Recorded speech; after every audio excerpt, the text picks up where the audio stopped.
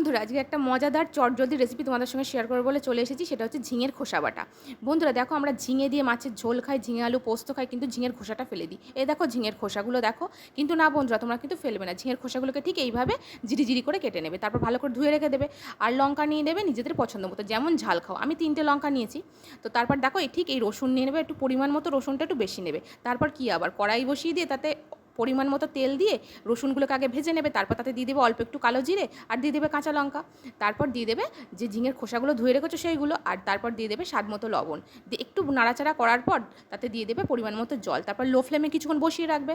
তারপর যখন জলটা ভালোভাবে শুকিয়ে যাবে, মানে ঝিঙের খোসাটা একটু সিদ্ধ হয়ে যাবে, তারপর সেটাকে ভাজা ভাজা করে নাবিয়ে কিছুক্ষণ রেখে দেওয়ার পর, মানে যখন ঠান্ডা হয়ে যাবে, তখন পাটায় ঠিক এইভাবে বেটে নেবে। দেখো পাটায় বেটে নিয়েছি একদম মিহি করে। গরম গরম ভাতে তোমরা খেয়ে দেখো, দারুণ লাগবে। ঝিঙে ফেলে ঝিঙের খোসা খেতে ইচ্ছা করবে। এরকম মজাদার রেসিপি নিয়ে আবার চলে আসবো। ততক্ষণ তোমরা ভালো থাকো, সুস্থ থাকো। টাটা বন্ধুরা।